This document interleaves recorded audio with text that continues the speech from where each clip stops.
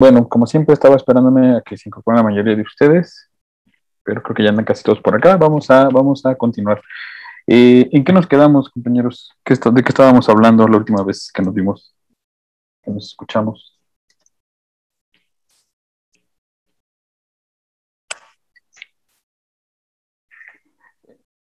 El dipolo, ajá, exacto, muy bien, muchas gracias. El dipolo eléctrico en las moléculas, ¿sale? El momento dipolo eléctrico. Estábamos viendo, bueno, les expliqué que para que una molécula tenga un momento dipolo neto, o digamos, diferente de cero, necesitamos, o bueno, se recibe la influencia de dos factores. Uno de ellos es la polaridad de los enlaces, ¿no? Como tal, el hecho que haya un momento dipolo en los enlaces. Y este momento dipolo se logra a través de, perdón, a través de la diferencia de electronegatividades, ¿no? En la medida, como lo vimos, en la medida en la que es mayor la diferencia de electronegatividades, pues es más marcado este momento dipolo eléctrico, ¿vale? Porque quiere decir que las cargas parciales que se forman debido a la diferencia de electronegatividades, pues es más grande. Esa es una. Y el segundo factor es la geometría de la molécula. La geometría de la molécula también va a influir en el momento dipolo resultante o el momento dipolo neto, ¿sale? Y al final la combinación de estos dos factores es lo que nos va a decir si una molécula tiene un momento dipolo diferente de cero o igual con cero. En otras palabras, que si es polar o no polar respectivamente, ¿sale? Bueno, estábamos viendo todo eso, eso nos interesa porque con base en eso vamos a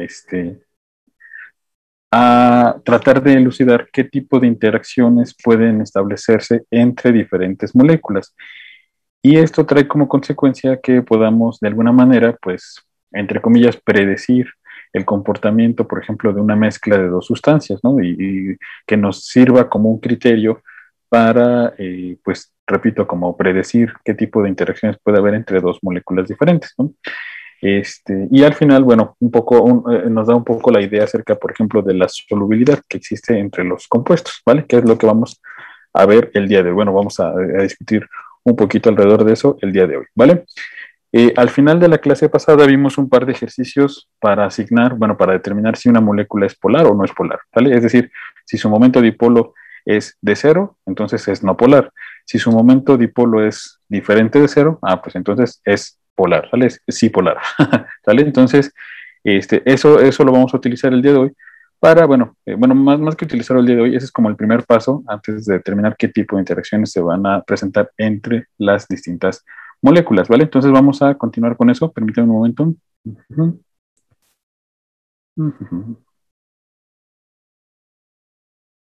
Permítanme. Muy bien. Entonces, todo esto que estábamos viendo del momento dipolo, repito, pues fue dentro del contexto de las fuerzas intermoleculares, ¿vale? Antes de entrar a hablar de fuerzas intermoleculares, necesitábamos hacer ese previo, ¿no? Acerca de los momentos dipolo, ¿vale? Bueno, las fuerzas intermoleculares son interacciones de carácter más o menos débil que se dan entre las moléculas. Puede ser entre las moléculas que forman a un compuesto, o sea, por ejemplo, en un frasco de cloroformo, por ejemplo, las moléculas de cloroformo entre sí, pues van a establecer una interacción. A esa interacción es la que conocemos como fuerzas intermoleculares. O, por ejemplo, en una gota de hexano, ahí las moléculas entre ellas van a establecer ciertas interacciones. También pueden ser las interacciones que hay entre dos moléculas diferentes. Por ejemplo, cuando mezclamos, no sé, acetona con agua, por ejemplo, la interacción entre la acetona y el agua, pues bueno, es la que, bueno, más bien se va a establecer una interacción entre estas dos moléculas y esta interacción es responsable de las propiedades que nosotros observamos en esta mezcla, en este caso acetona con agua. En pocas palabras, podemos relacionar las propiedades de los compuestos o de las mezclas de los compuestos con el tipo de interacción que se da entre sus moléculas, ¿sale? Y a eso es lo que llamamos fuerzas intermoleculares. Las fuerzas intermoleculares se van a clasificar pues de acuerdo a los participantes que estén en esa interacción, ¿vale? Entonces, vamos a ver rápidamente cuál es esta clasificación. Entonces, el primer tipo de fuerza intermolecular es una fuerza del tipo ion-ion, ¿sale? Es como de la primera que siempre vemos. ¿Por qué? Primero, porque es una de las más fuertes, tal es una de las interacciones más fuertes que digamos, que se conocen entre compuestos. Si bien no es una molécula, o sea, no, aquí está, digamos, un poquito fuera del nombre de fuerzas intermoleculares, pero sí hay una interacción entre los iones, a pesar de que no estén formando un compuesto sólido, ¿sale? Digamos, en el tema anterior estuvimos hablando acerca de compuestos iónicos, pero sólidos, ¿no? En este caso podríamos pensar, por ejemplo, en dos iones que se encuentran en una disolución, ¿no? O sea, yo mezclo cloruro de sodio con cloruro de potasio, por ejemplo, pensemos, y pues entonces va a haber una interacción entre los iones, ¿sale? Bueno, entonces repito, es una de las más fuertes que conocemos. Y bueno, nos va a servir como base para discutir todas las demás, ¿sale? ¿En qué se fundamenta esta interacción ion-ion? Bueno, pues en parte en todo lo que vimos en el tema anterior, ¿no? ¿Se acuerdan? La energía potencial, la interacción entre las cargas, etcétera, etcétera, ¿vale? Todo eso que vimos en el tema anterior, bueno, pues aplica justamente también aquí, ¿vale? Solamente para no dejarlo así nada más, vamos a hablar rápidamente acerca de esta interacción. Supongamos que yo tengo una carga positiva, ¿vale? Que sería un catión, y una carga negativa, ¿vale? Que sería el anión. ¿Ok? Una de las propiedades de las cargas, ¿no? Si nosotros pensamos en los iones como si fueran cargas puntuales, como lo vemos en electromagnetismo, bueno, una de las propiedades es que generan campo eléctrico a su alrededor. Las cargas puntuales, las cargas eléctricas, generan un campo eléctrico. Entonces podríamos dibujar esas líneas de campo eléctrico alrededor de la carga positiva, ¿vale? En física se tiene esta convención de que las líneas de campo eléctrico parten de las cargas positivas, es decir, salen de las cargas positivas y llegan a las cargas negativas.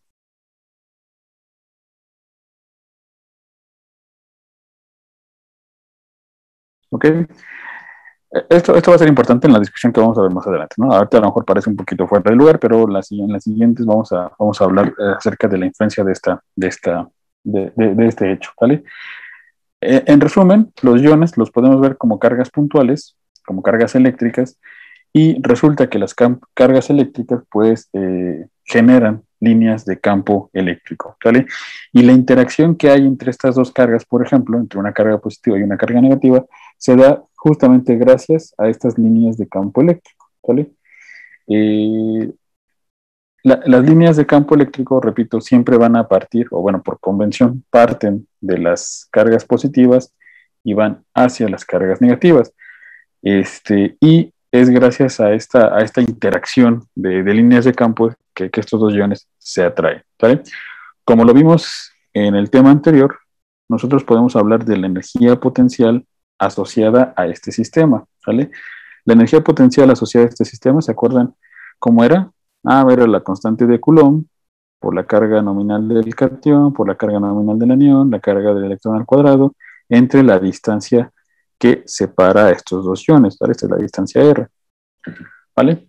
Pues aquí tendríamos exactamente lo mismo, ¿sale? Estas fuerzas que hay entre dos iones se pueden estudiar a través de la energía potencial asociada a este par de partículas que están interactuando, ¿vale? Entonces su energía potencial sería igual a toda esta expresión.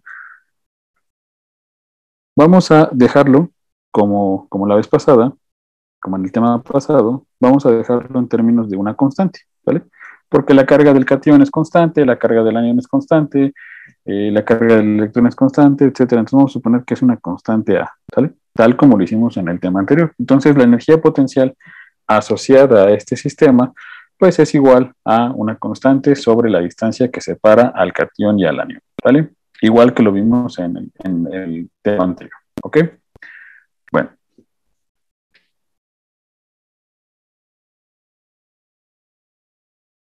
Vamos con el siguiente tipo de interacción, que es la interacción del tipo ion dipolo permanente, ¿vale? Este es el escenario cuando un ion se encuentra con una molécula que posee un momento dipolar eléctrico permanente. Esto de permanente quiere decir que por sí misma la molécula tiene un momento dipolar diferente de cero. En la clase pasada vimos, por ejemplo, el agua, ¿no? El agua es una molécula que llamamos polar, la clasificamos como polar, y eso quiere decir que esa molécula tiene un momento dipolo diferente de cero, ¿vale? Por sí solita, ¿vale? No necesita de la influencia de nadie más. Entonces, a ese tipo de moléculas que tienen un momento dipolo diferente de cero, pues, bueno, aquí les vamos a clasificar como dipolos permanentes, porque por sí mismas, ¿no? Y siempre, ¿no? Porque eso viene de su naturaleza, por así decirlo, siempre van a tener ese momento dipolo, ¿vale? Bueno, este tipo de interacción surge porque supongamos que yo tengo un ion, ¿no? Supongamos una carga positiva, y a lo lejos, supongamos que yo tengo un dipolo, ¿sale? Ese dibujo representa la molécula, y ¿sale? Con sus dos polos, ¿no? Recordemos que es una molécula con un dipolo permanente. Por ejemplo, la molécula del agua, ¿no? Vimos que el oxígeno tiene una carga parcial negativa, entonces representaría este extremo de la molécula, y los hidrógenos representarían este otro extremo, ¿sale? La carga parcial positiva, ¿sale? Bueno, entonces, cuando un ion y un dipolo se encuentran, recordemos que el ion genera líneas de campo eléctrico, ¿se acuerdan? Genera líneas de campo eléctrico. Podríamos dibujarlo de esta manera, ¿no? Que genera líneas de campo eléctrico en pues de esta manera, ¿no? Y entonces, estas líneas de campo eléctrico van a provocar que el dipolo comience a girar, comience a rotar, por así decirlo. ¿Por qué? Porque el dipolo va a tratar de orientarse de forma tal que se alinee con esas líneas de campo eléctrico, ¿vale? La carga positiva va a buscar alejarse en este caso del catión, ¿sale? Del ion positivo. Y la carga negativa va a buscar, pues, orientarse hacia la carga positiva. Eso es lo que produce el giro en el dipolo, ¿vale? Y entonces, al final, lo que vamos a tener va a ser una orientación de esta manera, ¿vale? Entonces, el ion, entre comillas, obliga al dipolo a orientarse, y fruto de esta orientación es que comienzan a interactuar entre ellos. Vean que ahora sí, la carga positiva del ion tiene enfrente de sí la carga negativa, la carga parcial negativa del dipolo, y como son cargas contrarias, pues comienza a haber una atracción entre ellos, tal como sucedería si tuviéramos un catión y un anión, ¿sale? Solo que el dipolo, pues digamos, está como que siendo obligado, ¿no? Originalmente estaba orientado de otra manera, pero cuando llega el catión, luego comienza a obligar al dipolo a rotar, a girarse, para que esté orientado de forma tal que se pueda interactuar con el ion, ¿vale?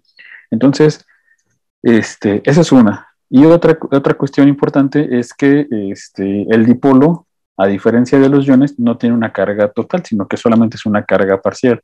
O sea, tiene una intensidad mucho menor, ¿vale? Entonces, podríamos asociar también una energía potencial a ¿cómo se llama? A esta pareja. Y en este caso sería igual a la carga del catión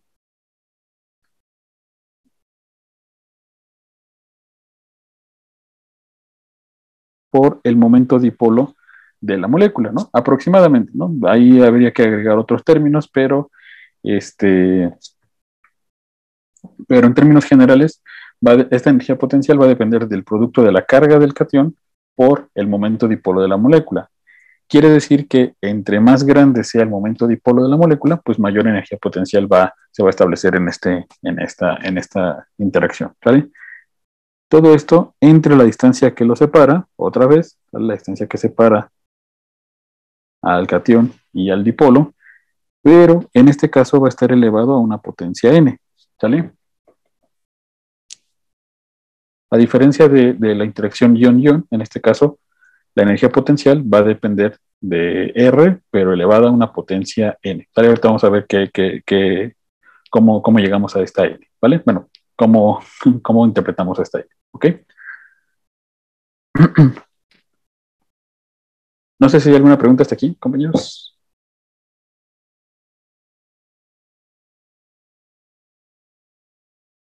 ¿No? Perfecto. Perfecto. Muy bien, esta es la base, este es, digamos, el fundamento de la interacción entre los compuestos iónicos y los disolventes que clasificamos como polares, por ejemplo, el agua, ¿no? O sea, de hecho, esta interacción es la que nos explica por qué los compuestos iónicos pueden disolverse en un líquido como es el agua o como es la acetona, por ejemplo, o como lo es el alcohol, ¿no? Entonces, estos disolventes, el agua, el etanol, la acetona, son buenos disolviendo a los compuestos iónicos justamente porque se establece una interacción ion-dipolo muy fuerte entre ellos. Fíjense, la energía es muy grande, ¿no? Tenemos un ion con una carga total, ¿no? Y la molécula, el disolvente, tiene un momento dipolo muy grande, ¿no? El agua, el alcohol y, por ejemplo, la acetona tienen momentos dipolos muy grandes, ¿sale? Muy grandes. Entonces, este es el ejemplo típico bueno, más que ejemplo típico, es la razón por la cual muchos compuestos iónicos son solubles en moléculas polares, ¿sale? De hecho, fíjense, la formación de esta interacción intermolecular, la formación de esta interacción entre el dipolo y el catión, bueno, y el ion, esta energía es la que compensa a la energía de red cristalina, ¿vale? Para que ustedes puedan solubilizar un compuesto iónico necesitan romper ese orden cristalino que vimos en el tema anterior. Entonces necesitan darle al sólido, necesitan proporcionarle U0 para poderlo romper, ¿vale? Bueno, pues esta interacción entre el ion y el dipolo es lo suficientemente fuerte como para apagar esa energía de disociación y es por eso que en muchos compuestos iónicos es posible disolverlos en compuestos polares como, repito, como el agua, los alcoholes y la acetona, ¿no? Particularmente el caso de la acetona, ¿vale? ¿Preguntas con esto, compañeros? ¿No? Bueno. Vamos con el que sigue. El que sigue es ion dipolo inducido, la interacción tipo ion dipolo inducido. En este caso, tenemos la interacción entre un catión, digamos, ¿no? Pensemos en un catión, y una molécula que no es polar, ¿vale? Que tiene un momento dipolo de cero, ¿vale? Entonces, originalmente esta molécula tiene un momento dipolo de cero, es no polar, pero resulta que el catión, pues como les comentaba hace un momento, genera líneas de campo eléctrico, ¿sale? Y estas líneas de campo eléctrico van a afectar a los electrones de la molécula, ¿vale? Los electrones de la molécula se van a ver atraídos por estas líneas de campo eléctrico generados por el ion, ¿sale? Entonces, lo que va a provocar es que los electrones comiencen como a desplazarse de forma tal que queden más cerca de las líneas de campo eléctrico. Esto induce una carga parcial negativa en la molécula y obviamente una carga parcial positiva, pues donde hay una deficiencia de electrones, ¿no? Lo que está produciendo el campo eléctrico del ion es atraer a los electrones y pues un extremo de la molécula está quedando descobijado de electrones. Entonces, esto genera un momento dipolo donde no lo había, ¿vale? Entonces, se dice que el ion ha inducido un dipolo en la molécula, ¿sale? Entonces, por eso se conoce como interacción del tipo ion-dipolo inducido, ¿sale? Pero ojo, aquí necesitamos dos requisitos. El primero es que el ion sea muy polarizante, ¿sale? Necesitamos que este ion sea extremadamente polarizante. Para que esto pueda efectuarse, necesitamos que el catión, bueno, en este caso el ion, bueno, al revés, perdón, en este caso el catión, pero en términos generales el ion, sea un catión muy polarizante, ¿sale? Que genere una gran cantidad de líneas de campo eléctrico, una intensidad muy grande de campo eléctrico, ¿sale? Y por el contrario, necesitamos que la molécula con la que va a interactuar sea muy polarizable. ¿Qué significa polarizable? Significa que es una molécula cuyos electrones sean muy fáciles de mover, ¿no? Que sea, entre comillas, como si lo viéramos, ¿no? Un objeto como deformable, ¿no? Imaginen que es como un globo de agua, un globo lleno de agua que ustedes pueden apretar y se deforma, ¿no? O pueden soltarlo y regresa a su forma original, etcétera, ¿no? Eso sería más o menos como la caricatura de esto de una molécula polarizable, un globo lleno con agua, el cual ustedes pueden deformar, ¿sale? Entonces, a eso se refiere polarizable. Requeriríamos que la molécula sea una molécula muy polarizable, ¿vale? Ahora, esto ya lo habíamos visto, ¿se acuerdan? Cuando hablamos acerca de las reglas de Fajans, ¿no? De hecho, habíamos hablado ya de un poquito acerca de estas propiedades. El catión es muy polarizante cuando es muy pequeño y tiene una carga muy grande, ¿sale? Por ejemplo, magnesio 2, aluminio 3, estaño 4, ¿no? Son cationes que son pequeñitos y que tienen una carga muy grande, ¿sale? Esos iones van a ser muy polarizantes. Y las moléculas que son muy polarizables, pues van a ser aquellas que tengan una gran cantidad de electrones, que tengan muchos electrones, de forma tal que se puedan de alguna manera como descuidar, ¿no? Por así decirlo, o sea, que esos electrones anden por ahí bailando, que anden muy sueltos, y eso permite que sean deformables, ¿no? Que el catión en este caso los pueda atraer y por lo tanto generar un dipolo inducido en esa molécula, ¿sale? Entonces tendríamos moléculas muy grandes, ¿no? Y con una gran cantidad de electrones y de preferencia que estén relativamente sueltos esos electrones, no que anden por ahí descuidados, ¿ok? Un ejemplo de esto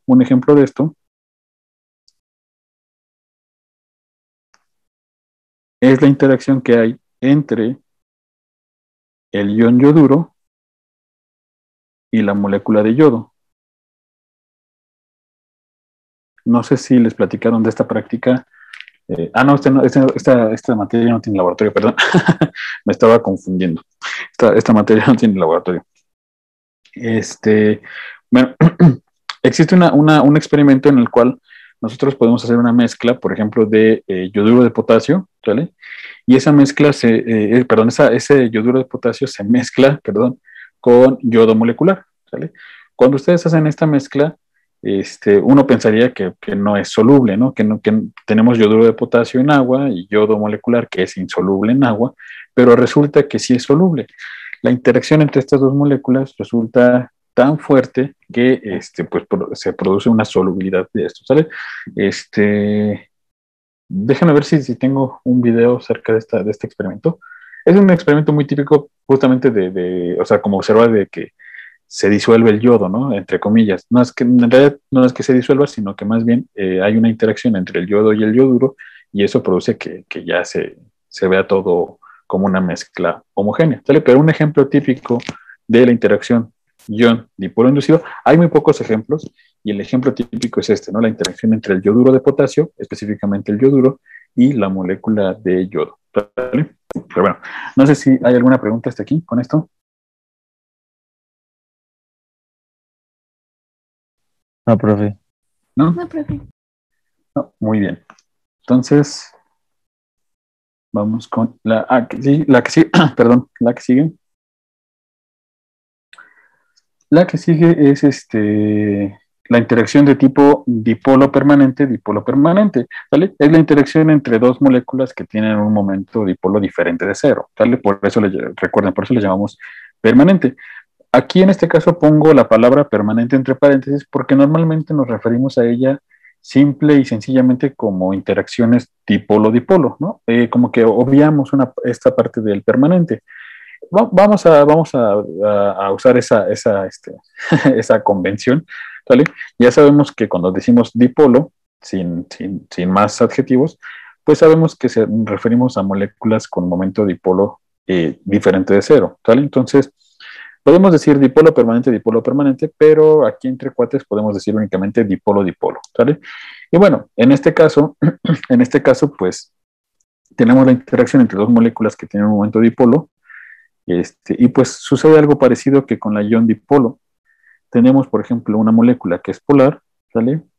Y otra que también es polar. La molécula polar de la izquierda, pues también genera líneas de campo, ¿sale? Recuerden, las líneas de campo eléctrico salen de las cargas positivas y llegan hacia las cargas negativas. Y este campo, pues obviamente obliga al otro dipolo, pues a orientarse. Es muy parecido en el caso del ion dipolo. Solo que en este caso, el campo eléctrico generado por un dipolo es mucho más débil que el generado por una carga solita, ¿no? Porque teníamos al catión o al anión solitos, en este caso no. Entonces, lo que va a producir esto es una orientación, ¿no? de los dipolos, de forma que quedan de esta manera, ¿no? La carga parcial negativa con la carga parcial positiva, y entonces, pues, fruto de esta interacción electrostática es que tenemos este tipo de interacción, ¿sale? Entonces, pues, básicamente, de esto tenemos muchos ejemplos.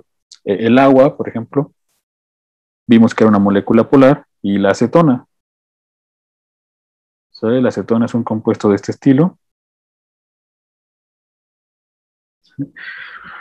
Debido a la geometría de la acetona y a la presencia del enlace carbono-oxígeno, la acetona resulta ser una molécula polar. Entonces, la acetona y el agua, de hecho, se llevan muy bien. Son dos disolventes que siempre son solubles, siempre son miscibles el uno en el otro, ¿sale? Uno a veces pensaría que no, porque uno ve la acetona y dice, pues es un compuesto orgánico, ¿no? A lo mejor no es soluble, pero, ojo, ¿no? La acetona tiene su momento dipolar, tiene su corazoncito, entonces, eh, puede establecer una interacción fuerte con el agua. ¿Qué tipo de interacción? Esta que estamos viendo, dipolo-dipolo, y eso es lo que permite que se puedan solubilizar estas dos moléculas, ¿vale? Entonces, ojo con eso. Eso es algo muy, muy importante, ¿vale? Otros ejemplos, por ejemplo, el agua y el alcohol, ¿vale? Los alcoholes también son dipolos, ¿no? Entonces, eso es lo que explica por qué son tan solubles los alcoholes en el agua, ¿vale? Y la mayoría de las moléculas polares van a ser solubles en el agua, ¿vale? Va a haber algunos casos que no, que vamos a ver más adelante, pero en términos generales, las moléculas con un momento dipolo diferente de cero van a tender a ser solubles en agua, ¿vale? Bueno. Vamos con la que sigue. La que sigue es la dipolo-dipolo inducido. Pues se parece mucho a la ion dipolo inducido, solo que ahora el dipolo inducido pues es gracias a un dipolo, ¿no?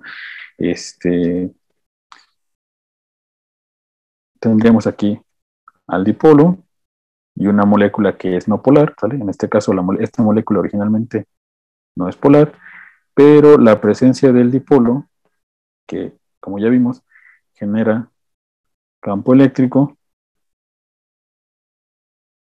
¿vale? Pues induce un dipolo en la molécula no polar, ¿sale? Aquí los electrones se acomodarían de forma tal que se forma una carga parcial negativa y acá una carga formal positiva, y al final se orientan, ¿no? Este dipolo inducido también se va a orientar gracias al campo eléctrico producido por el dipolo, ¿sale? ¿Sí? Un ejemplo de esto sería la acetona, justamente.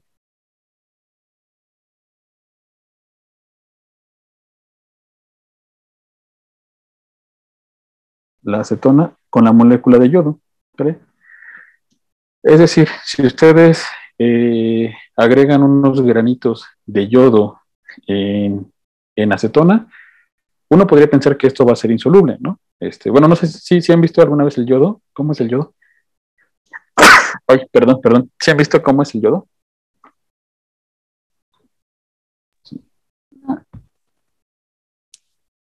¿No? ¿No?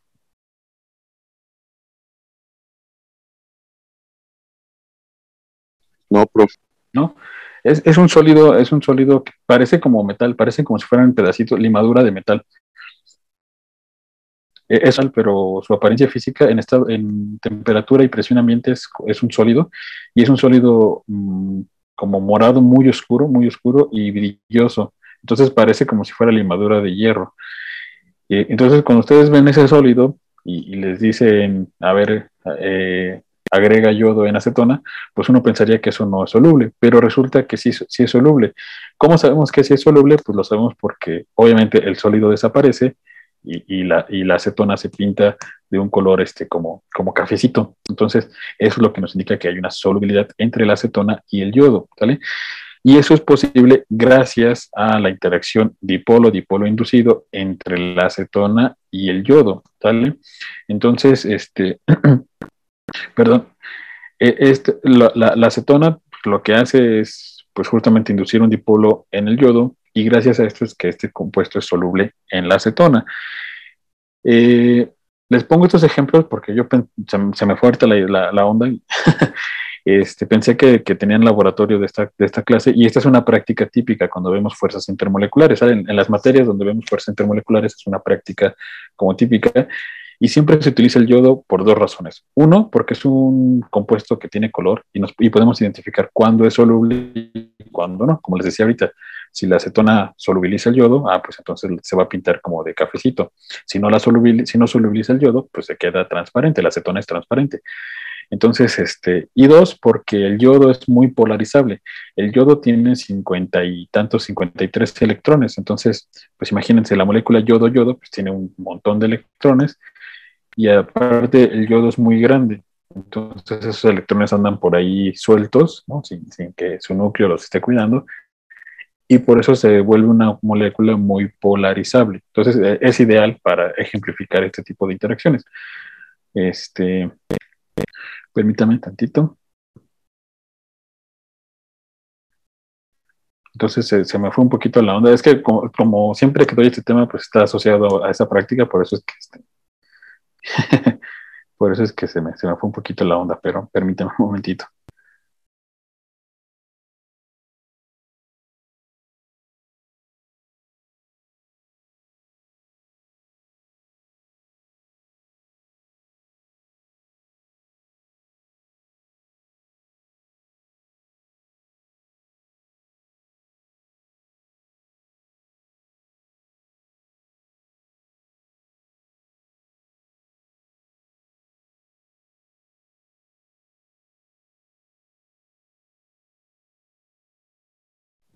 Ya, perdón.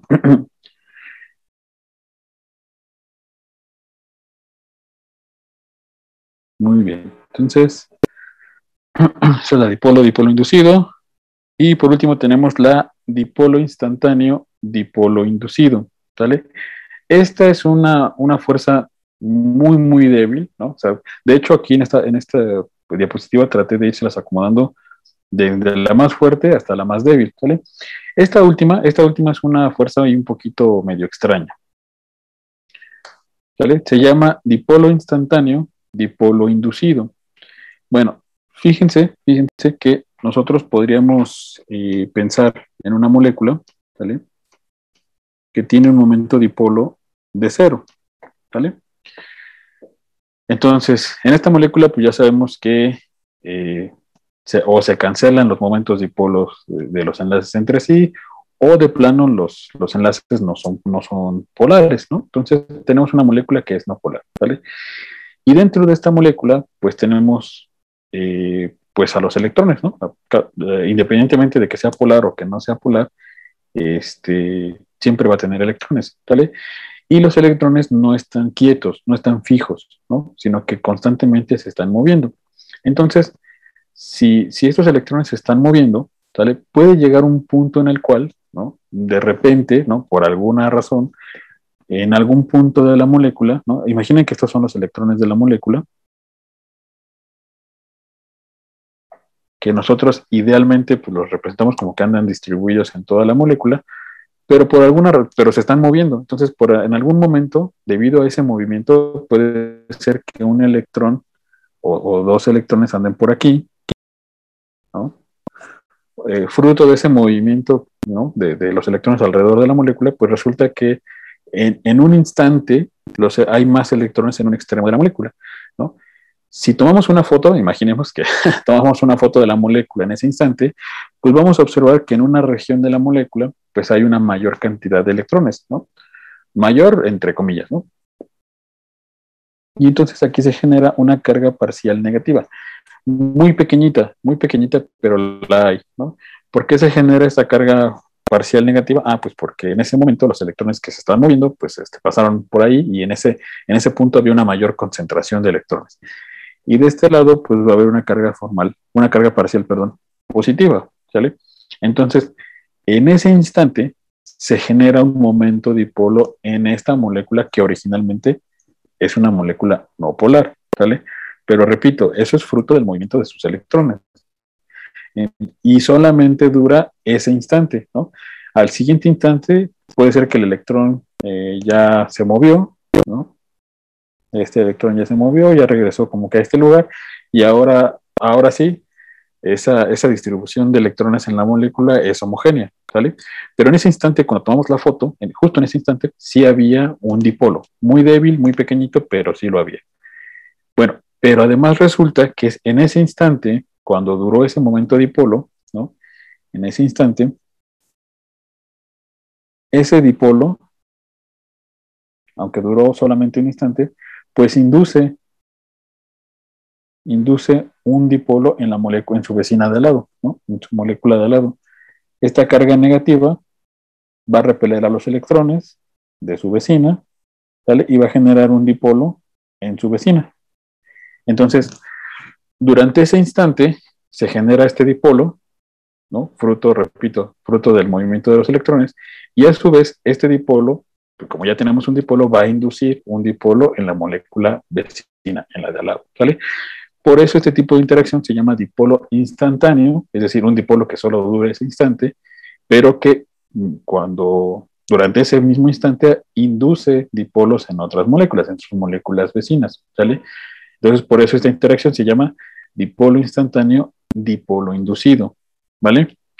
Este tipo de interacción es muy débil y se presenta en moléculas que tienen muchos electrones y obviamente que estos electrones pueden moverse, pueden desplazarse por esa molécula.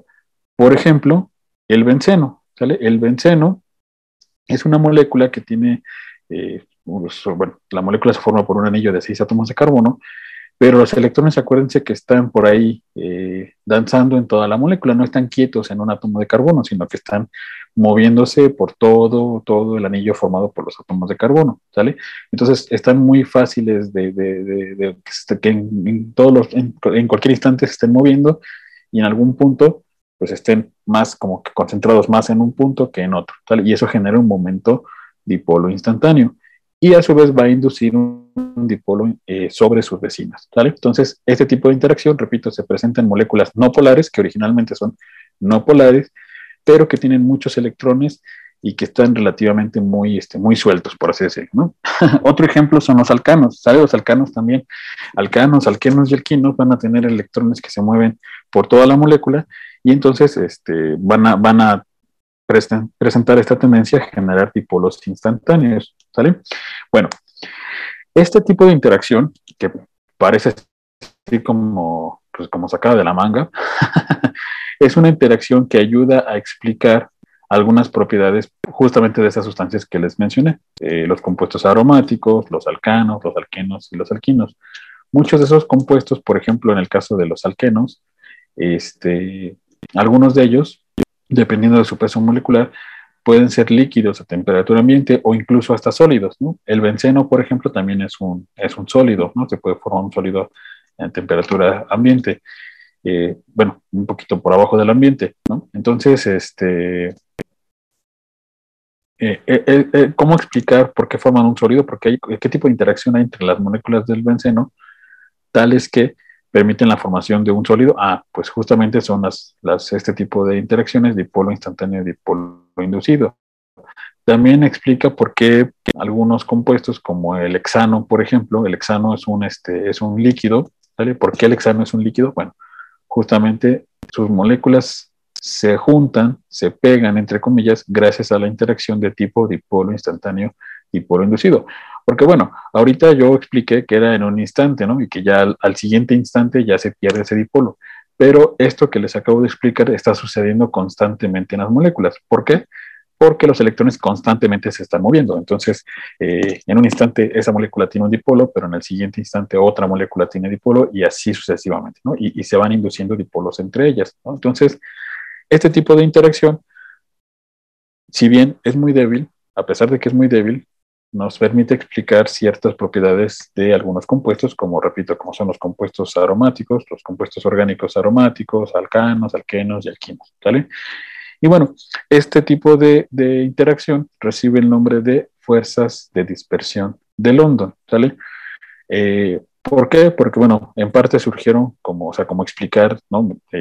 cómo se lleva a cabo la interacción entre moléculas de benceno, por ejemplo, ¿no? Entonces, anteriormente decían, pues es que hay una fuerza entre ellas, ¿no? Y quien describió estas fuerzas se apellidaba London y por eso se conocen como fuerzas de dispersión de London, o fuerzas de London, nada más, ¿sale? Y antes así se les conocía. Ahora ya sabemos que es una interacción de tipo dipolo instantáneo, dipolo inducido, ¿vale? No sé si hay alguna pregunta hasta aquí.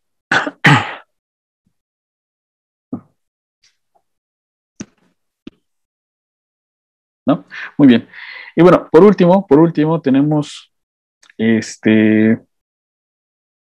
una otra interacción, otro tipo de interacción entre moléculas, que es un caso especial de la interacción del tipo dipolo-dipolo, ¿vale?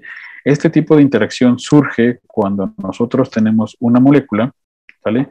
Una molécula donde tenemos un átomo de nitrógeno, oxígeno o flúor con hidrógeno, ¿vale? Si nosotros tenemos una molécula donde exista algún enlace de este tipo, es decir, nitrógeno-hidrógeno, oxígeno-hidrógeno o flúor-hidrógeno, bueno, como ya lo discutimos al principio de esta clase y en la clase pasada, tenemos una diferencia de electronegatividades entre estos dos elementos, ¿vale? El nitrógeno es muy electronegativo, por lo tanto va a generar una carga parcial negativa, y el hidrógeno pues va a tener una carga parcial positiva, ¿vale? Bueno, aquí lo que tenemos es la formación de un dipolo, pero resulta, fíjense muy bien, resulta que el pobre hidrógeno pues solamente tiene un electrón, ¿no? O sea, a diferencia de otros elementos, pues el hidrógeno nada más tiene un electrón. Entonces, cuando se une a elementos como nitrógeno, oxígeno o flúor, que de hecho, fíjense, son los elementos más electronegativos de la tabla periódica, pues estos elementos electronegativos gandallas le roban densidad electrónica al pobre hidrógeno, y el hidrógeno nada más tiene un electrón, ¿sale? Entonces, si al hidrógeno le están quitando su electrón, ¿qué es lo que queda de él? Pues únicamente su protón, ¿no? Su núcleo. Entonces, pues fíjense que es un caso muy especial porque cuando lo descobijan de electrones, no tiene más electrones para tapar su núcleo, sino que su núcleo, digamos, como que queda destapado, por así decirlo, y entonces exhibe esa carga del protón. Entonces es una carga que es muy fuerte, ¿no? Es una carga que no está siendo opacada, por así decirlo, por más electrones, sino que queda totalmente expuesta. Entonces va a generar un campo eléctrico muy intenso, ¿vale? Entonces, este protón que queda descobijado, pues va a generar la atracción, pues de algún otro elemento, digamos un elemento justamente, pues negativo, por ejemplo, un nitrógeno o pensemos en un oxígeno, ¿vale? Por ejemplo, el oxígeno de la molécula del agua, ¿vale? El oxígeno en la molécula del agua, como ya vimos, pues tiene una carga parcial negativa.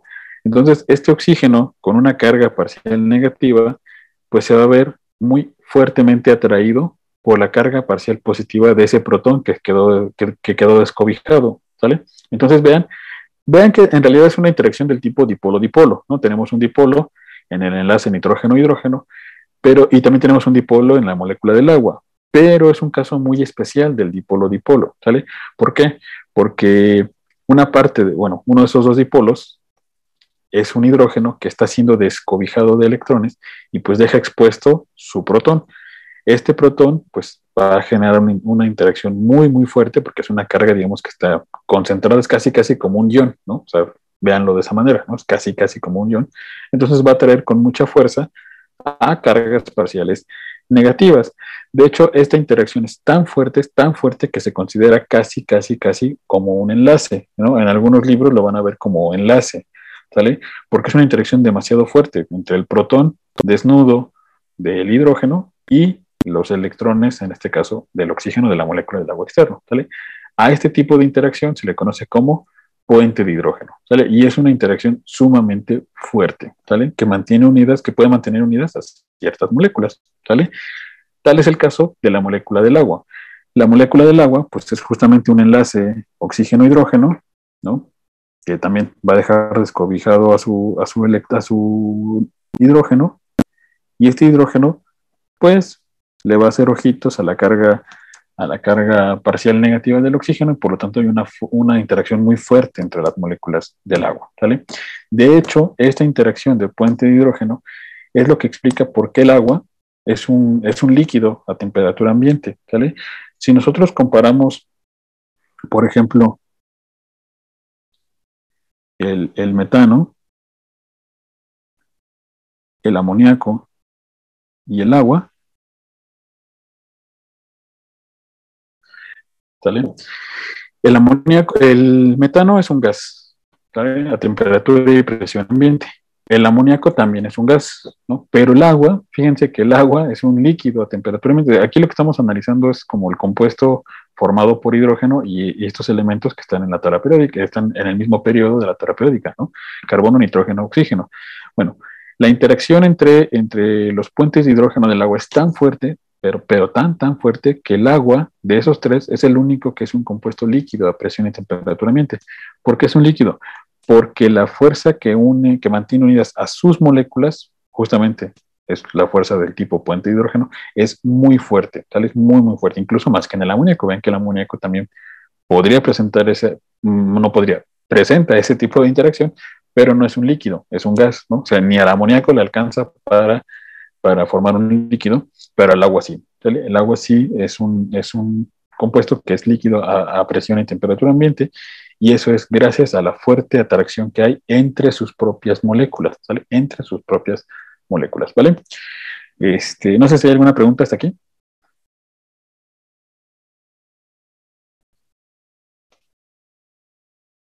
¿No? No, Muy bien. No, perfecto, gracias. Muy bien. Entonces, la moraleja de esto es que siempre que ustedes tengan un enlace nitrógeno-hidrógeno, oxígeno-hidrógeno o flúor-hidrógeno, siempre en esas moléculas va a poder presentarse la interacción del tipo puente de hidrógeno, ¿vale? En las moléculas entre sí lo va a haber, por ejemplo, en la molécula del agua, ¿no? O sea, las moléculas del agua solita tienen puentes de hidrógeno porque tenemos enlaces oxígeno-hidrógeno, pero también se va a poder presentar si ustedes agregan otra molécula, ¿vale? Por ejemplo, a lo que voy es que si yo hago una mezcla, por ejemplo, de agua más, más amoníaco, en esta mezcla también vamos a tener puente de hidrógeno, ¿sale? ¿Por qué? Porque yo en el agua tengo enlace oxígeno-hidrógeno y en el amoníaco tengo un enlace nitrógeno-hidrógeno. Entonces, en ambas sustancias tengo el requisito del hidrógeno enlazado a un átomo muy electronegativo. Entonces, la mezcla entre agua y amoníaco va a generar puentes de hidrógeno y por lo tanto estas dos sustancias van a poder ser solubles entre sí. De hecho, son solubles entre sí, ¿no? Lo que llamamos amoníaco en el laboratorio, amoníaco entre comillas concentrado, pues no es otra cosa más que amoníaco gas, esta molécula, burbujeado, en agua, ¿sale? Y como la interacción entre el amoníaco y el agua es muy fuerte, pues se quedan juntos, ¿sale? Entonces por eso es que podemos tener, gracias a eso es que podemos tener amoníaco entre comillas concentrado, ¿sale? Cuando vamos al laboratorio y nos dicen agrégale 5 mililitros de amoníaco concentrado, pues no es otra cosa más que agua de amoníaco, pero gracias a la interacción del tipo puente de hidrógeno es que estas dos moléculas se mantienen juntas y podemos tener a ese gas solubilizado en el agua, ¿vale? Otro ejemplo son los alcoholes, ¿sale? Los alcoholes son una cadena hidrocarbonada, ¿no? CH3, H3, H2, etcétera. Oxígeno, hidrógeno, ¿sale? Tenemos un enlace oxígeno-hidrógeno. Entonces, tenemos los dos requisitos, ¿sale? Si nosotros hacemos una mezcla de agua con alcohol, vamos a tener puentes de hidrógeno, ¿sale? Y esto explica por qué son tan solubles entre sí, ¿no? Y pues todos saben que el agua y el alcohol son súper solubles, ¿no? O sea, podemos hacer disoluciones de alcohol, ¿no? Pues tenemos bebidas con alcohol, gracias a la interacción entre los alcoholes y la molécula del agua. De hecho, esta es una de las razones por las cuales no podemos tener un alcohol, o al menos etanol y metanol, 100% puros. Siempre los alcoholes van a tender a absorber agua del ambiente. ¿Por qué? Porque justamente forman una interacción muy fuerte con la molécula del agua. Entonces, en cuanto ven agua, luego comienzan a unirse a través de estas fuerzas intermoleculares con esa molécula del agua, ¿sale? Entonces, obtener alcohol 100% puro siempre es muy complicado porque el alcohol es muy afín al agua y viceversa, el agua es muy afín al alcohol gracias a este puente de hidrógeno, ¿sale? ¿Va? No sé si hay alguna pregunta hasta aquí con esto. ¿No? No, no, no. Muy bien. No, ¿Perdón? ¿Qué pasó? ¿Qué pasó?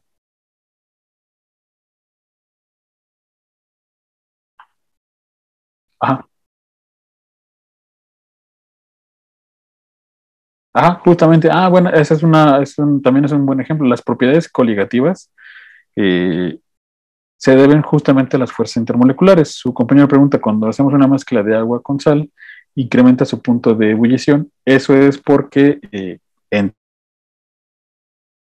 el agua y la sal se establece una interacción del tipo ion permanente. Entonces, cuando ustedes van a evaporar un compuesto líquido, lo que tienen que hacer es justamente vencer las fuerzas intermoleculares que tienen sus moléculas, ¿no? Por ejemplo, cuando evaporamos al agua, lo que hay que hacer es darle energía para romper las interacciones entre las moléculas del agua, ¿vale? Que ya vimos las interacciones entre moléculas de agua, así en agua pura, serían dipolo-dipolo y puente de hidrógeno. Entonces hay que vencer ¿cómo se llama? Esa fuerza intermolecular. Cuando ustedes le agregan sal, además, hay que vencer ¿cómo se llama? La interacción entre los iones y la molécula del agua. Por eso es que observamos ese incremento en el punto de ebullición.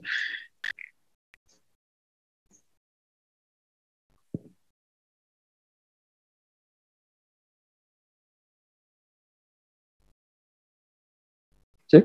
¿Sí? ¿Sí? ¿Sí? ¿De qué? ¿De qué? Y de hecho, en general, sale en general en las mezclas que tienen, es un buen ejemplo que se me estaba escapando. Las propiedades coligativas tienen su fundamento justamente en las fuerzas intermoleculares. Y siempre que ustedes quieran hacer hervir una mezcla de dos moléculas, por ejemplo, siempre va a tener un punto de ebullición distinto al de sus componentes puros. ¿Por qué? Pues justamente por las fuerzas intermoleculares, ¿no? Si ustedes tienen una mezcla, por ejemplo, de agua con alcohol, va a hervir a una temperatura diferente a lo que lo hace el agua y a lo que lo hace el alcohol, porque tienen una mezcla de estas dos, de, bueno, perdón, tienen esas fuerzas intermoleculares operando ahí en esa mezcla, ¿vale? Entonces hay que vencer esas fuerzas intermoleculares, ¿vale? ¿Algo más, compañeros?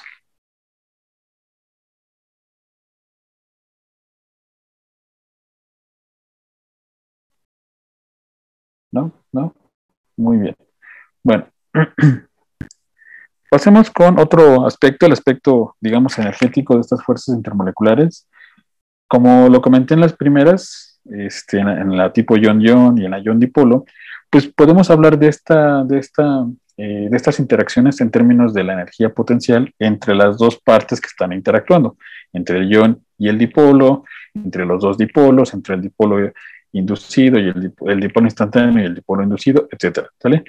Entonces, nosotros tendríamos eh, pues así como en el modelo iónico, así como lo vimos en el modelo iónico, la energía potencial de estas dos partículas que están interactuando, pues depende básicamente de la distancia que las separa, ¿sale? Entonces, en el caso de la interacción del tipo ion-ion, como ya lo vimos, sería algo así, ¿sale? Esta,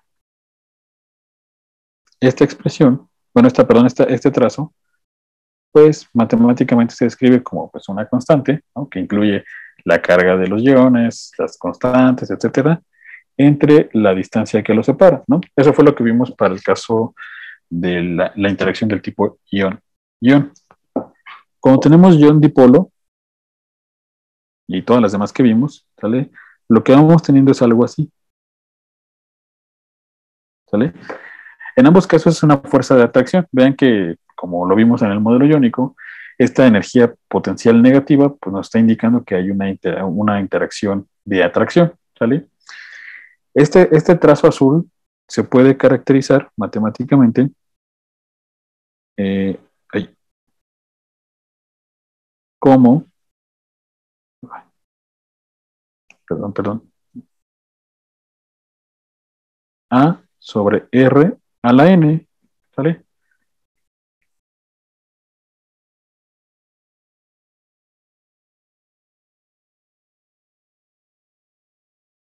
Y podemos tener un comportamiento más o menos así, ¿no? Estoy exagerando los trazos, pero tendríamos en general para todas las fuerzas intermoleculares que vimos, tendríamos un trazo de esta manera, ¿sale? Para la ion-ion es la roja, ¿sale? Para la ion-dipolo podría ser, por ejemplo, la azul, y para la dipolo-dipolo puede ser la verde, ¿sale? Bueno, pero ¿qué me están diciendo estas gráficas? Bueno, fíjense muy bien. Hoy, lo que me están señalando estas gráficas es que, ay, que se borró lo que no se tenía que borrar. Ahí está. Fíjense cómo, en el caso de la verde, que es la más exagerada, en el caso de la verde, vean que cuando yo me voy acercando, cuando yo voy acercando a los dipolos, ¿sale?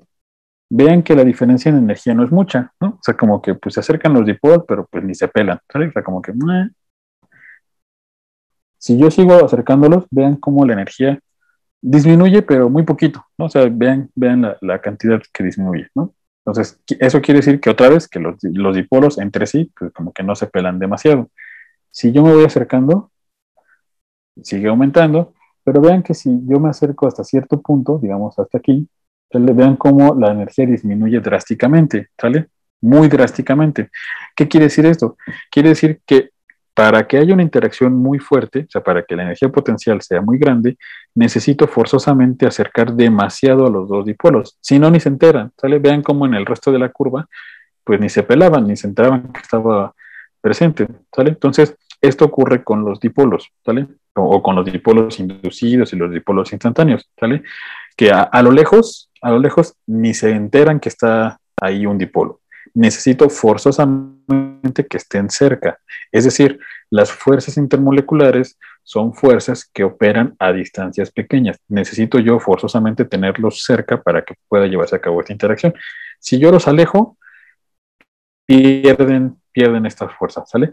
Por ejemplo, cuando yo ¿no? Cuando, por ejemplo, los evaporo, ¿no? Si yo tengo, por ejemplo, un hexano, por ejemplo, hexano líquido, y después lo convierto en un vapor, las moléculas del hexano, en el estado de vapor, pues como que ya no se llevan bien entre ellas porque están muy lejos, ¿no? Ya no tienen esa distancia para poder interactuar, ¿sale? Entonces, la moraleja de esta diapositiva es que las fuerzas intermoleculares son fuerzas que operan a distancias muy pequeñas, ¿vale? Que operan a distancias muy, muy cortas, que las moléculas necesitan estar muy cerca para poderse darse cuenta que están ahí, que está ahí la otra, ¿no?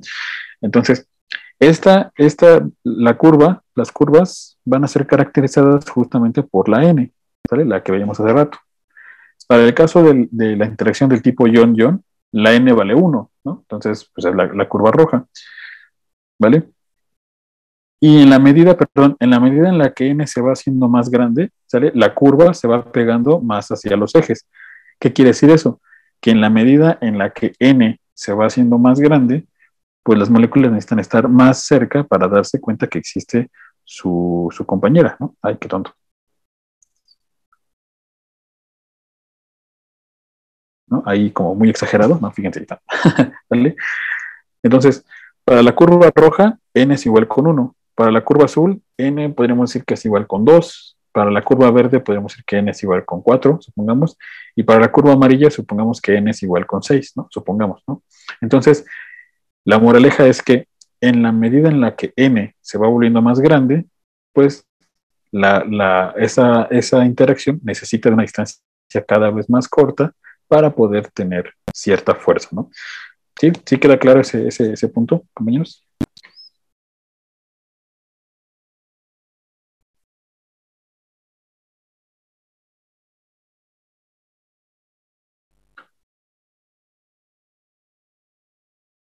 ¿Vale? Todas esas curvas se describen por A sobre R a la N.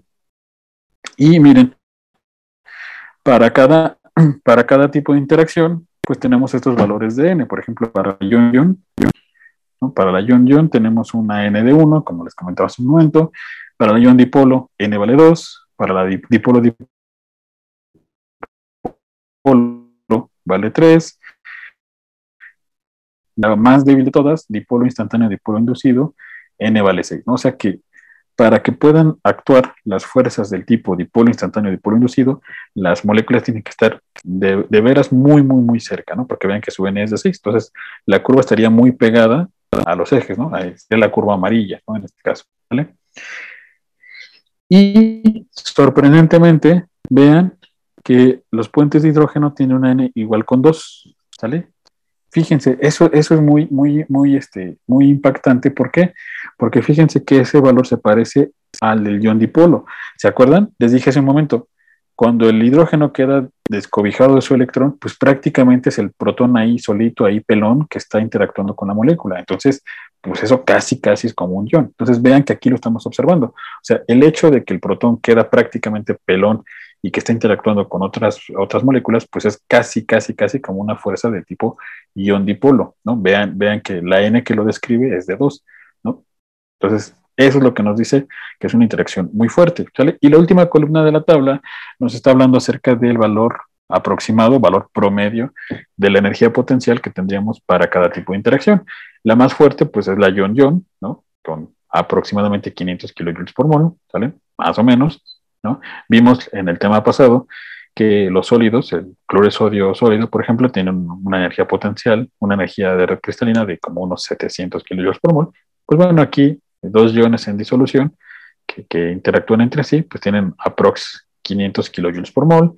Para las ion dipolo, aproximadamente 200, 3 para la dipolo-dipolo, y de ahí para abajo, una energía aproximadamente de 1 kilojoule por mol. No quiere decir que la ion dipolo, la dipolo-dipolo, la dipolo instantáneo y dipolo inducido, pues son interacciones muy débiles, ¿no? Que comparan 1 contra 200 o 500 kilojoules por mol, ¿no? Entonces, estas tres intermedias son interacciones muy débiles. Pero vean la interacción del tipo puente de hidrógeno. Son 20, ¿sale? 20 kilojoules por mol, ¿sale? Es incluso más grande que la interacción dipolo de dipolo, ¿no? Evidentemente es más baja que la ion dipolo, pero pues es más intensa que la dipolo-dipolo, ¿sale? Entonces, esto nos deja una moraleja muy importante. Aquellas sustancias que presentan puentes de hidrógeno son sustancias que tienen una energía, digamos, extra que hay que vencer. Por ejemplo, el agua, ¿sale? Nuevamente, no, tomamos como ejemplo al agua. El agua es una sustancia que tiene un punto de ebullición, entre comillas, anormal, ¿no? ¿A qué me refiero con anormal? Que tiene un punto de ebullición muy alto, de 100 grados centígrados, ¿no? Tiene este punto de ebullición tan alto porque para poder hervir el agua, bueno, para poder pasarla a fase de gas, necesitamos romper las interacciones dipolo-dipolo que unen a la molécula del agua. Pero adicionalmente también hay que romper los puentes de hidrógeno, ¿sale? Entonces vean que esta molécula tiene ese extra, ¿no? Esa energía extra que hay que vencer, ¿vale? Y esto es muy importante, porque gracias a esto podemos observar también lo siguiente, ¿no? Si yo hago una mezcla, por ejemplo, de agua con acetona, ¿esta mezcla va a ser soluble o no soluble? Bueno, ¿van a ser solubles esas dos sustancias, sí o no? Sí, sí, como ya lo comenté a lo largo de la clase, sí, y además lo podemos ver, ¿no? De hecho, la acetona que venden para despintarse las uñas, pues no es otra cosa más que acetona pura, digamos, disuelta en agua, ¿no?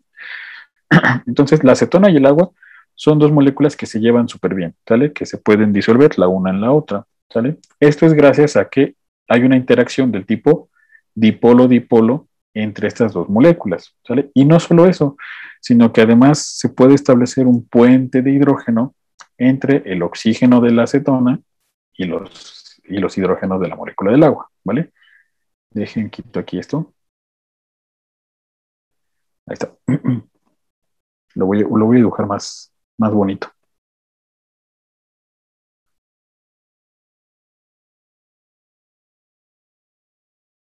Esta es la molécula del agua. Esta sería la molécula de la acetona. Además de que los dos son dipolos, También puede establecerse un puente de hidrógeno entre el oxígeno de la acetona y los hidrógenos del agua. ¿Vale? Esto es lo que permite que estas dos sustancias sean solubles. ¿Vale? Y lo mismo pasa con los alcoholes, ¿no? Los alcoholes pues tienen oxígeno e hidrógeno, también pueden establecer puentes de hidrógeno, o sea, solitos pueden producir puentes de hidrógeno. Y si los mezclan con agua, pues también forman puentes de hidrógeno con el agua. ¿Vale? Entonces, eso es lo que explica por qué existe esta solubilidad entre ellas. ¿Vale? Porque tienen este extra, digamos, de energía. Pero, ¿qué sucede, por ejemplo, con una molécula como es el caso de el diclorometano? ¿Se acuerdan del diclorometano?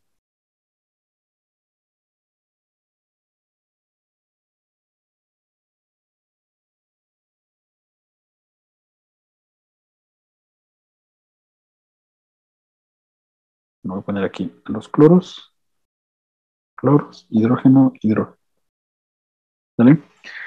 El diclorometano es una molécula polar, como lo vimos el día de ayer, ¿no? O sea, tiene su momento dipolo, ¿no? Lo vimos, ¿no? Vimos que sus vectores se sumaban y que al final el momento dipolo resultante era diferente de cero, ¿no? Entonces, el diclorometano es una molécula polar, pero a diferencia de la acetona, ¿vale? El diclorometano no puede establecer puentes de hidrógeno con el agua, ¿vale? En este caso no se puede, ¿vale? Entonces, no tienen ese extra de energía, ¿vale? Porque, fíjense, para que yo pueda solubilizar una sustancia en otra, por ejemplo, el agua en la acetona, ¿qué es lo que necesitamos hacer?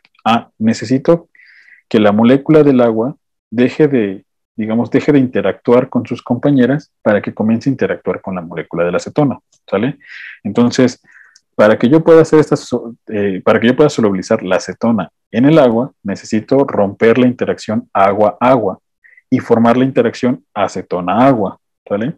Entonces, la interacción entre la acetona y el agua tiene que ser lo suficientemente fuerte como para compensar energéticamente hablando la ruptura de la interacción agua-agua, ¿vale? Aquí habría más moléculas de agua, ¿no? Aquí.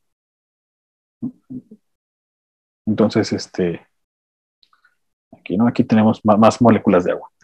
Repito, para que la acetona y el agua se solubilicen, necesito romper la interacción entre el agua y sus demás compañeras y formar la interacción acetona-agua y que esta interacción sea lo suficientemente energética como para compensar ese gasto de energía que yo hice al romper la interacción agua-agua.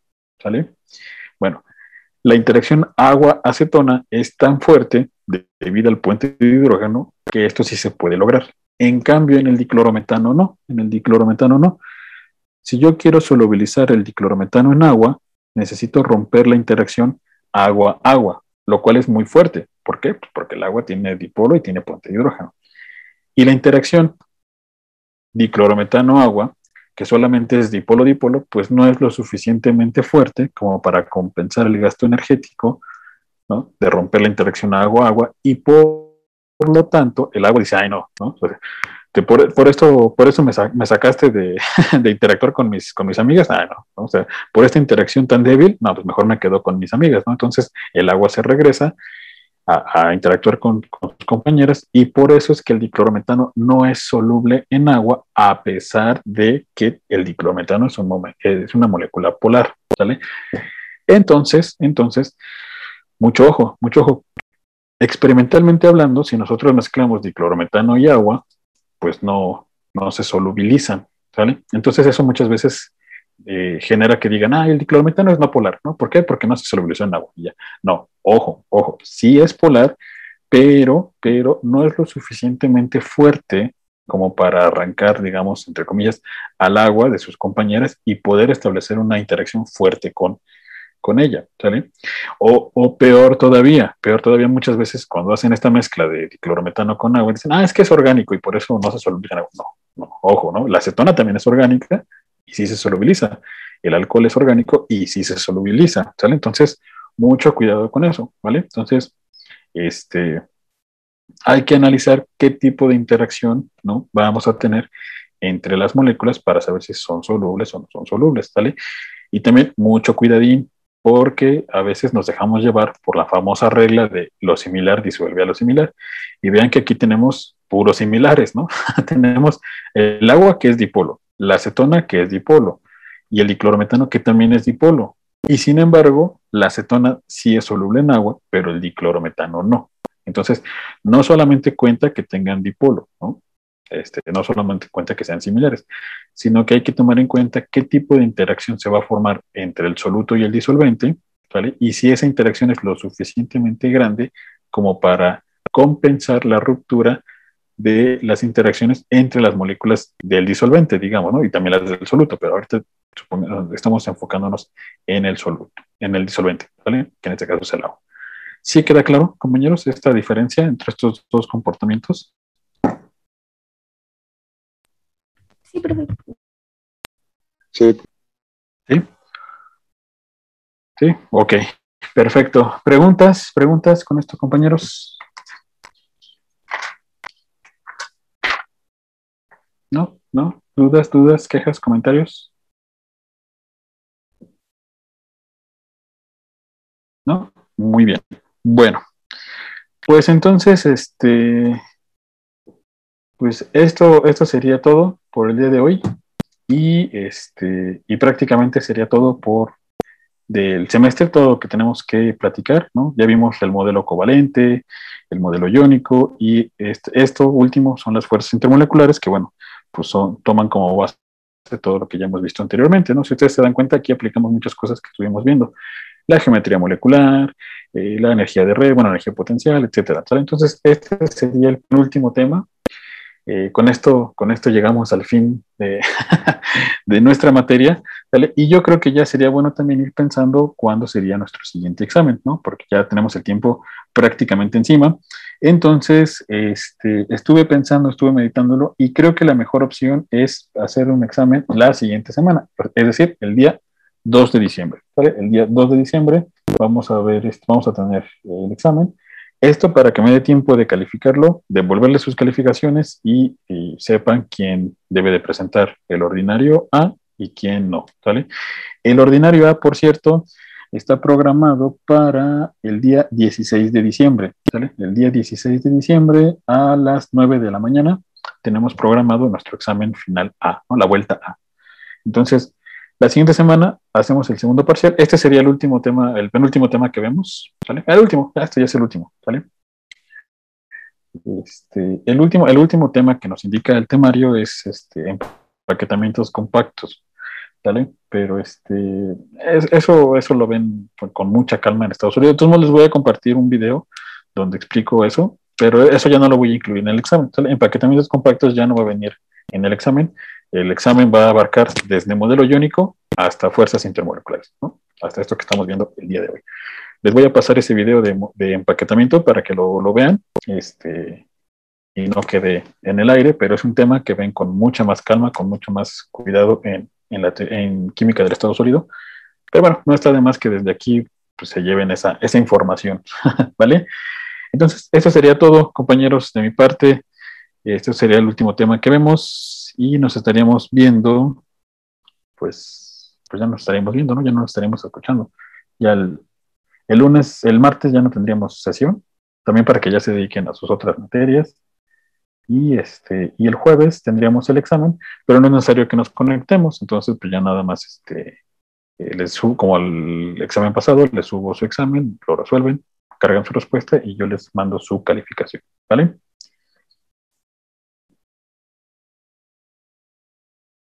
Ok, profesor. Muchas gracias.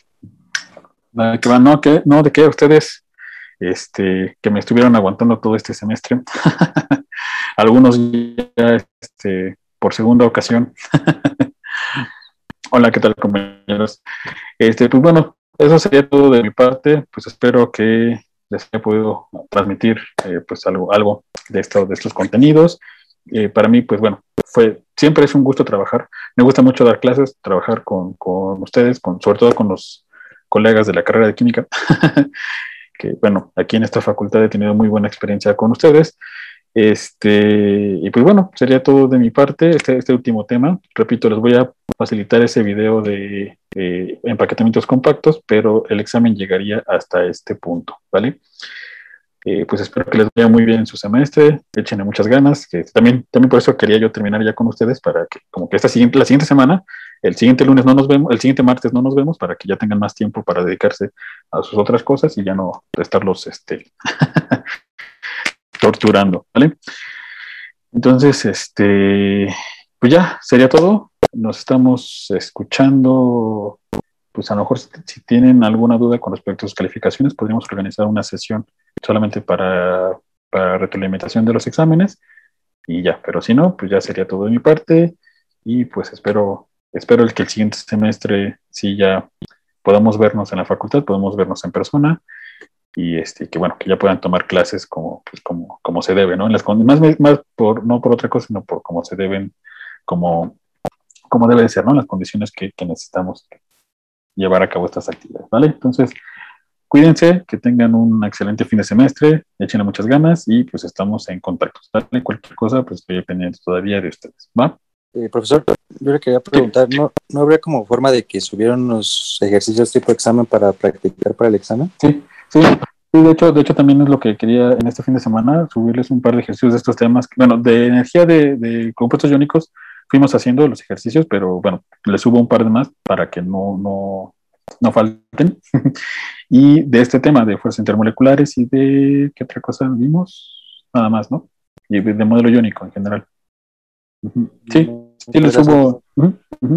Sí, gracias. Va. ¿Alguien más? Profe, ¿cree que podría poner de nuevo la tablita que tenía antes? Que no terminé de copiar. Sí, claro. Permíteme un momentito. ¿Quién borró todo esto?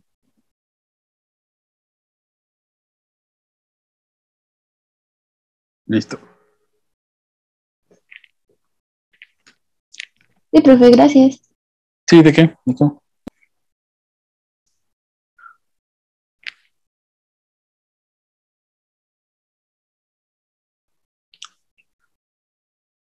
Muy bien.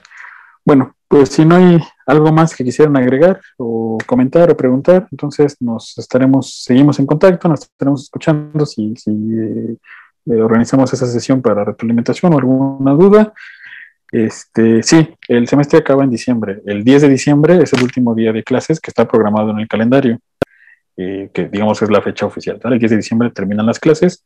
La siguiente semana, es decir, del 13 de diciembre en adelante, es la vuelta A, luego siguen las vacaciones administrativas y en enero la vuelta B, ¿vale? Entonces, en nuestro caso, la vuelta B, aprovecho para revisar eso con ustedes antes de que se vayan. Déjenme ver. En nuestro caso, la vuelta B está programada para el 13 de enero, ¿sale? Entonces, déjense, los pongo aquí en el chat para que todos tengan la fecha. La vuelta A es el 16 de diciembre a las 9. Es jueves 16 de diciembre a las 9. Y la vuelta B es el 13 de enero. Igual, a las 9 de la madrugada.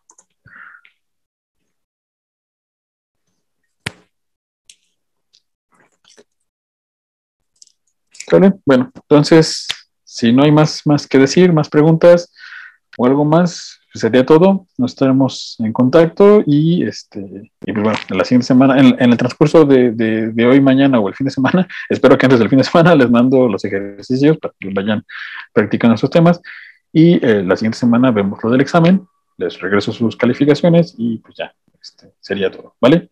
Cuídense, que tengan un excelente fin de semana y seguimos en contacto. Muchísimas gracias, profe. Buen día. Gracias, profe. Gracias, profe.